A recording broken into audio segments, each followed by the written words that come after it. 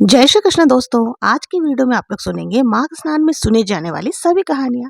माघ स्नान का कितना महत्व है ये तो आप सभी जानते हैं, लेकिन माघ स्नान का पूर्ण फल पाने के लिए हमें तुलसी जी का पूजन अवश्य ही करना चाहिए और माघ स्नान में हमें कुछ कहानियां जरूर से सुननी चाहिए। तो चलिए आपको सुनाती हूँ माघ स्नान में सुनी जाने वाली 8 कथाएं, जिसमें गणेश जी की कथा, तुलसी माता की कथा, सूर्य भगवान की कथा, धर्मराज की कथा, पीपल पथवारी की कथा, विष्णु भगवान जी की कथा, नगर बसेरे की कथा और माघ स्नान की कथा सुनी जाती है। ये सभी कथाएं मैं आपको आज की वीडियो में सुनाऊंगी। एक बार एक गांव में एक ब्राह्मण परिवार रहता था। वो परिवार बहुत ही धार्मिक था।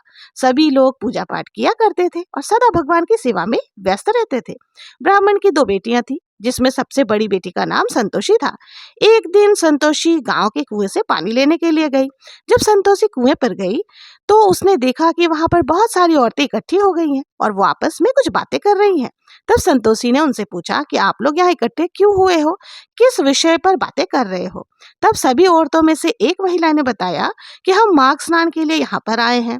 उसके बाद ब्रह्मणी हमें कहानी सुनाएगी। फिर हम तुलसी जी की पूजा करेंगे, सूर्य नारायण भगवान जी की पूजा करेंगे और विष्णु भगवान जी की पूजा करेंगे। संतोषी ने पूछा कि ये सब करने से क्या होता है। तब महिला ने बताया कि ये सब करने से अन्न धन की प्राप्ति होती है, निरोगी काया मिलती है और सभी को सुख भोगने के बाद अंत में मोक्ष की प्राप्ति होती है। तब महिला ने कहा तो जल्दी से स्नान कर लो और आकर हमारे साथ कथा सुन लो। संतोषी स्नान करने आई और उन सभी के साथ कथा सुनने के लिए बैठ गई। पहले ब्रह्मणी ने गणेश जी महाराज की कथा सुनाई। गणेश जी की कहानी इस प्रकार से थी। एक बुढ़िया माई थी, मिट्टी के गणेश जी की पूजा आराधना किया करती थी। रोज गणेश जी बनाते और रोज गणेश जी गल जाते। उसके घर के सामने ही एक सेठ का मकान बन रहा था। वहां जाकर कारीगर से बोली, कारीगर कारीगर मेरे लिए पत्थर के गणेश जी गढ़ दो। कारीगर बोले, बुढ़ी माई जब तक हम तुम्हारे लिए पत्थर के गणेश जी गढ़ेंगे तब तक हम तो दीवार को पूरी खड़ी कर लेंगे। आप किसी और से जाकर बनवा लो, हमारे पास समय नहीं है। बूढ़ी माई को बहुत ज्यादा बुरा लगा। बूढ़ी माई ने कहा, भगवान करे तुम्हारी दीवार टेढ़ी हो जाए। यह कहकर बूढ़ी माई घर आ गई। अब जब घर आकर के बैठी ही थी और कारीगर जब दीवार बनाने लगे तो देखे जितनी बार दीवार बनाए दीवार टेढ़ी हो जाए। फिर उस दीवार को गिराना पड़ता और दोबारा से बनानी पड़ती। इस प्रकार से पूरा दिन निकल गया और शाम हो गई।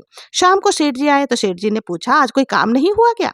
तब कारीगर ने बताया, महाराज काम तो हमने बहुत किया, लेकिन जब भी दीवार बनाते हैं दीवार टेढ़ी हो जाती है। कारीगर ने बूढ़ी माई की सारी बातें सेठ जी को बता दी। सेठ जी बोले, मुझे बूढ़ी माई के पास ले चलो। कारीगर सेठ जी को लेकर बूढ़ी माई के पास आ गए। सेठ जी ने बूढ़ी माई से कहा, बूढ़ी माई हम तुम्हारे लिए पत्थर के नहीं सोने के गणेश जी गढ़वा देंगे, आप हमारी दीवार सीधी करवा दो। सुनते ही गणेश जी ने सेठ जी की दीवार को सीधी कर दी। सेठ जी ने बूढ़ी माई के लिए सोने के गणेश जी गढ़वाए और अन्न धन और लक्ष्मी दिया। हे गणेश जी महाराज, जिस प्रकार से आपने बूढ़ी माई पर अपनी कृपा दृष्टि बनाई, उसी तरह से इस कहानी को कहते सुनते हुकारा भरने वाले कर भी अपनी कृपा दृष्टि बनाए रखना। तुलसी माता की कहानी। एक बूढ़ी माता थी, वो तुलसी माता की नित्य पूजा किया करती थी। तुलसी माता की बहुत ही सेवा पूजा किया करती थी।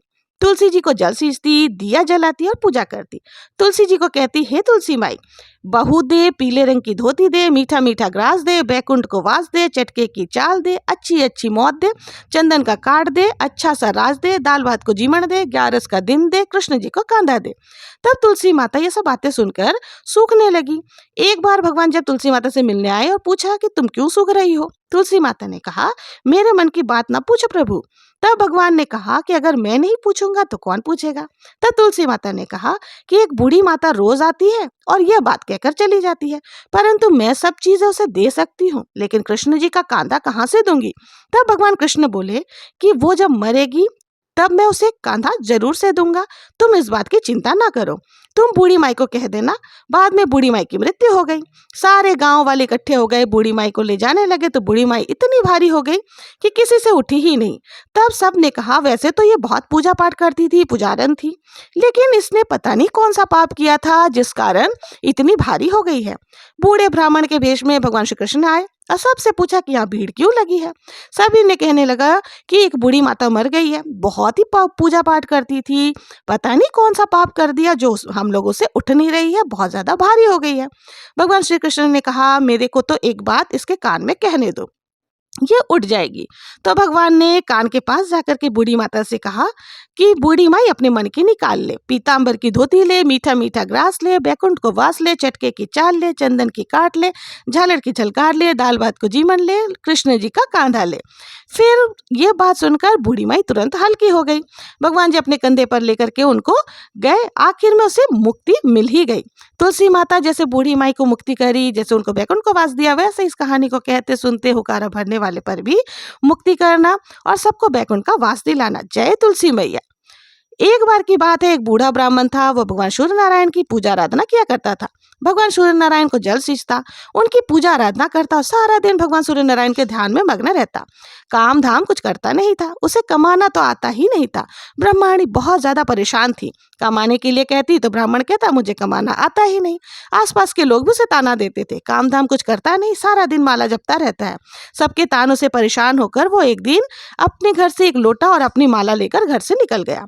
घर से निकलने के बाद वो सीधा एक जंगल में गया। जंगल में उसने देखा कि एक तालाब सूखा पड़ा है, थोड़ा सा ही पानी है तालाब में, और तालाब के किनारे एक पीपल का पेड़ है जो सूख गया है। ब्राह्मण जाकर पीपल के पेड़ के पास रहने लगा। वो रोजाना सूर्य भगवान को अर्घ देता, सींचता, तालाब में जो थोड़ा सा पानी था उसी में से एक लोटा पानी लाता और अर्घ देकर सींच देता। जैसे ही जल सींचता उस जल का पानी पीपल की जड़ों में जाता और बाकी पानी बहकर तालाब में चला जाता।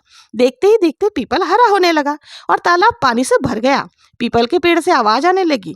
सुबह जब ब्राह्मण सूर्य देवता नारायण भगवान की पूजन करने के जल सींचता, उसके बाद पीपल से आवाज आती कि हे ब्राह्मण देवता, मांगो, क्या मांगना चाहते हो।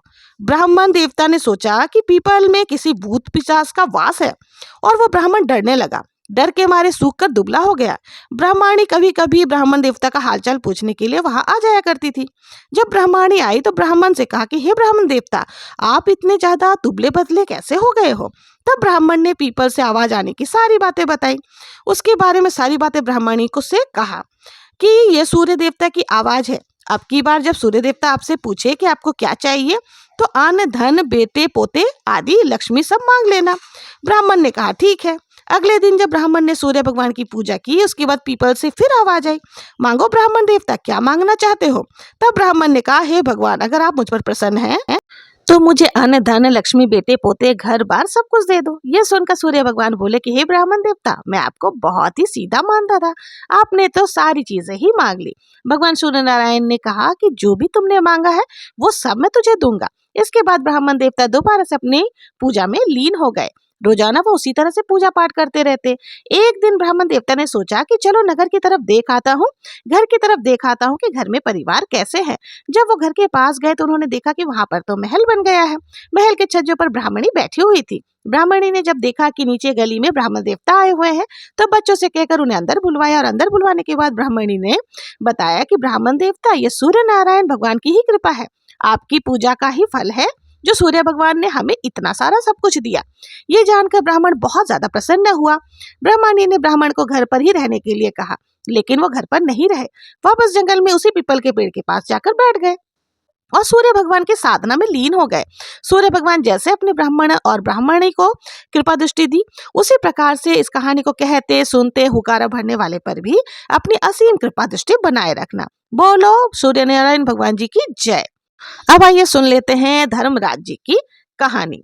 एक बूढ़ी माई थी, वो बहुत ही नियम पूजा पाठ आदि किया करती थी। एक दिन भगवान के घर से यमदूत उसे लेने के लिए आ गए। यमदूत के साथ वो जब चलने लगी तो आगे गहरी नदी बह रही थी। बूढ़ी माई उसमें डूबने लगी। तब यमराज जी ने पूछा, माई गाय की दान की थी कि नहीं। तब बूढ़ी माई ने मन में गाय माता का ध्यान किया तो गाय माता प्रकट हो गई और गाय की पूंछ पकड़कर बूढ़ी माई नदी को पार कर गई। आगे काले कुत्ते उसे खाने के लिए दौड़े। तब यमराज जी ने कहा, बूढ़ी माई काले कुत्ते को कभी रोटी दी थी क्या।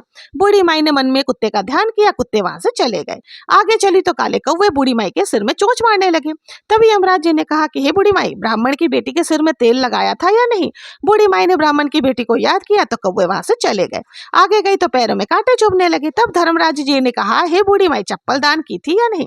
बूढ़ी माई ने याद किया तो चप्पल उनके पैर में आ गई। आगे गई तो चित्रकूट जी यमराज जी से कहा कि आप किसको लेकर आए हो। तब यमराज जी ने कहा कि बूढ़ी माई ने दान पुण्य तो बहुत किया पर धर्मराज जी का कुछ भी नहीं किया, इसलिए आगे के द्वार उनके लिए बंद है। तब बूढ़ी माई बोली कि मुझे 7 दिनों का समय दो, मैं धरती पर वापस जा करके धर्मराज जी की कहानी सुनूंगी, उनका उद्यापन करके वापस आ जाऊंगी। बूढ़ी माई को वापस धरती पर भेज दिया गया। पूरे गांव में खबर फैल गई कि बूढ़ी माता भूतनी का रूप लेकर आई है। जब वो अपने घर गई तो बेटे बहुओं ने भी दरवाजा बंद कर लिया क्योंकि सभी डरे हुए थे। तब उसने अपने बेटे और बहू को कहा कि मैं यहाँ पर धर्मराज जी के कहने के अनुसार आई हूँ। यहाँ पर मैं धर्मराज जी की कथा सुनूंगी, नियम अनुसार उनके उद्यापन करूंगी, उसके बाद मैं वापस परलोक चली जाऊंगी। ये सुनकर बेटे बहू ने उद्यापन तो करवा रखी थी, सारी सामग्री ला करके दे दी, लेकिन कहानी में हुकारा नहीं भरा। तब बूढ़ी माई अपने पड़ोसन के पास गई और कहानी सुनने के लिए कहा। पड़ोसन राजी हो गई और कहानी सुनी और हुकारा भी भरा। बूढ़ी माई ने 7 दिनों तक कहानी सुनी। 7वें दिन कहानी सुनने के पश्चात उद्यापन किया। सभी सामान दान पुण्य आदि करके धर्मराज जी ने बूढ़ी माई के लिए विमान भेजा। विमान देखकर सभी गांव वाले स्वर्ग जाने के लिए तैयार हो उठे। बूढ़ी माई बोली, मेरी कहानी तो सिर्फ मेरी पड़ोसन ने सुनी है, बाकी ने तो किसी ने नहीं सुनी, तो मैं पड़ोसन को ही अपने साथ लेकर जाऊंगी। गांव वाले ने बूढ़ी माई के पैर पकड़ लिए और धर्मराज जी की कहानी सुनने का आग्रह किया। कहानी सुनने के पश्चात सभी गांव वाले विमान में बैठकर धर्मराज जी के यहाँ स्वर्ग में पहुंचे। धर्मराज जी ने कहा कि मैंने तो सिर्फ बूढ़ी माई को लाने के लिए कहा था, अब सभी गांव वाले क्यों आए हो? तब बूढ़ी माई बोली, हे धर्मराज जी, इन सभी ने मेरी कहानी सुनी है, इसलिए इन सभी को कहानी का आधा पुण्य फल मिलता है। तब धर्मराज जी ने सभी गाँव वालों को स्वर्ग से वास दिया और धर्मराज जी, जैसे आपने बूढ़ी माता को अपनी कृपा दृष्टि बनाई, वैसे इस कहानी को कहते सुनते हुकारा भरने वाले पर भी अपनी कृपा दृष्टि बनाए रखना। पीपल पतवारी की कहानी। एक गुजरी थी, अपनी बहू से कहा कि तू दूध दही बेचकर आ। तो वो दूध दही बेचने के लिए चली गई। रास्ते में उसने देखा बहुत सारी औरतें पीपल सींच रही है, तो वो वहीं पर बैठ गई। औरतों से पूछने लगी, तुम लोग क्या कर रही हो? तो सभी औरतें बोली, हम पीपल पतवारी सींच रहे हैं। उसने पूछा कि इससे क्या होगा? तब औरतों ने जवाब दिया कि इसे करने से अन्न मिलता है, वर्षों का बिछड़ा हुआ पति मिल जाता है। उस गुजरी ने कहा, तुम तो पानी सींच रही हो, मैं तो दूध से सींचूंगी। उसकी सास रोज कहती कि दूध दही बेचकर पैसे ला करके दे। तो उसने कहा कि जब महीना खत्म हो जाएगा तब मैं पैसे लाकर दे दूंगी। जब महीना खत्म हो गया, अब तो वो सोचने लगी कि मैं अपनी सास को पैसे कहाँ से ला करके दूंगी। अब वो जाकर के पीपल के पेड़ के पास धरना दे करके बैठ गई और उसने कहा, मेरी सास दूध दही बेचने के लिए भेजती थी, मैं तो आपको सींच देती थी, अब मैं उन्हें पैसे कहाँ से ला करके दूं। तब वहां पीपल वृक्ष ने उन्हें भाटे, डंडे, पान, पत्ते आदि दिए। बोले, ये सब ले जाकर गुल्लक में रख देना। जब सास पूछे कि पैसे लाई हो तो कह देना कि हाँ, गुल्लक में पड़े हैं। तब बहू ने वैसा ही किया, सारे पत्ते भांडे वगैरह उठा करके जाकर गुल्लक में रख दी। और जब सासू ने कहा कि बहू पैसे लाई है, तो बहू ने कहा, हाँ, जाकर गुल्लक में है, देख लो। अब बहू जाकर, जब सासू माँ ने जाकर के देखा तो वहां पर तो हीरे मोती जगमगा रहे थे। सासू माँ आश्चर्यचकित होकर आकर अपने बहू से कही कि तूने इतने पैसे कहाँ से लिए, इतना धन तुम्हारे पास कहाँ से आया? तब गुजरी की बहू ने कहा, सासू जी, मैंने तो 1 महीना तक पीपल पतवारी की सींचा था, उनकी सेवा की थी। मैंने उनसे धन मांगा तो उन्होंने मुझे भाटे, डंडे, पत्ते आदि दिए थे, जो मैं ले जाकर गुल्लक में रख दी थी। वो सब कुछ परिवर्तित होकर हीरे मोती बन गए। तब सासू जी ने कहा, अब की बार मैं भी पीपल पतवारी सींचूंगी। सासू जी दूध दही तो बेच आती और बाकी जो बचा हुआ उसको पानी में घोल करके चढ़ा देती और कहती बहू की और अपने बहू से कहती कि मेरे से पैसे मांग। बहू ने पैसे मांगे तो सासू जी ने पीपल के नीचे जाकर धरना देकर बैठ गई। पीपल ने वही डंडे पट्टे आदि उसको दिए और बोले, गुल्लक में जाकर रख देना। फिर सासू जी ने दूसरे दिन गुल्लक खोलकर देखा तो उसमें कीड़े मकोड़े चल रहे थे। गुजरी की सासू जी ने कहा कि सासू जी, ये क्या है? सास देखकर बोली, पीपल पतवारी ने तो मेरे को अन्न धन दिया है, मुझे कीड़े मकोड़े कैसे दे दिए? तब सभी लोगों ने कहा कि बहू तो सत्य में सींचती थी और वो पूरे मन से सींचती थी, तुमने सिर्फ धन के लालच में आकर के धन के भूख से सींचा था, इसलिए पीपल पतवारी ने तुम्हें इस प्रकार से कीड़े मकोड़े दिए। हे पीपल महाराज, हे पतवारी महाराज, जैसे आपने बहू को दिया वैसे सबको देना, जैसे सासू को दिया वैसा किसी को मत देना। कहानी को कहते सुनते ही हुकारा भरने वाले पर भी अपना कृपा दृष्टि बनाए रखना। बोलो पीपल पतवारी भगवान की जय, विष्णु भगवान की जय। अब आइए सुनते हैं विष्णु भगवान की कहानी। एक सेठ सेठानी थी। सेठानी विष्णु भगवान की रोज पूजा आराधना किया करती थी, लेकिन सेठ जी को यह सब अच्छा नहीं लगता था। सेठ जी ने सेठानी को घर से निकाल दिया। वो चलते चलते जंगल में जा पहुंची। वहां 4 आदमी मिट्टी खोद रहे थे। सेठानी ने जाकर पूछा, भाई मुझे नौकरी दे दो। उन्होंने उसे नौकरी पर रख लिया।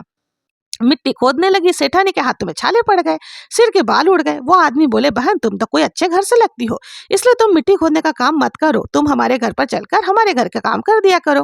रोज 4 मुट्ठी अनाज लेकर के आते थे, चारों बांट कर खाते थे। सेठानी बोली, कल से 8 मुट्ठी अनाज लेकर आना।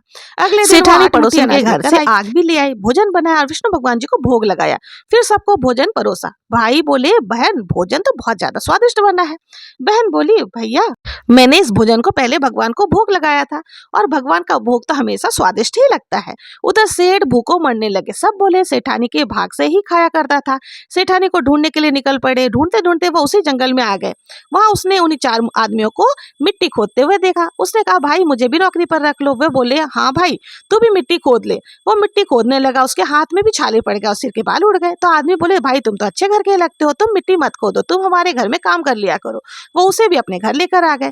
वहां जाकर देखा तो सेठानी को पहचान लिया, लेकिन सेठानी ने नहीं पहचाना क्योंकि वो घूंघट में रहती थी। सेठानी ने भोजन बनाया, विष्णु भगवान जी को भोग लगाया। उसके बाद भोजन परोसा। जब सेठ जी की थाली में परोसने लगी तो विष्णु भगवान ने हाथ पकड़ लिया। भाई बोले बहन ये क्या कर रही हो? बहन बोली भाई मैं तो कुछ नहीं कर रही, मेरा तो विष्णु भगवान ने हाथ पकड़ लिया है। भाई बोले हमें भी अपने भगवान के दर्शन कराओ। सेठ जी ने भगवान से प्रार्थना करी। विष्णु भगवान ने सबको दर्शन दिया। सेठ जी ने सेठानी से माफी मांगी। भाइयों ने बहन को बहुत सारा धन देकर विदा किया। सेठ सेठानी दोनों मिलकर विष्णु भगवान की पूजा करने लगे। उनके घर में अन्न धन के भंडार भर गए। हे विष्णु भगवान, जैसा आपने सेठानी पर अपनी कृपा दृष्टि बनाई वैसे इस कहानी को कहते सुनते हुकारा बनने वाले पर भी अपनी कृपा दृष्टि बनाए रखना। बोलो विष्णु भगवान जी की जय, श्री हरि भगवान जी की जय। अब आइए सुन लेते हैं माघ स्नान की कहानी।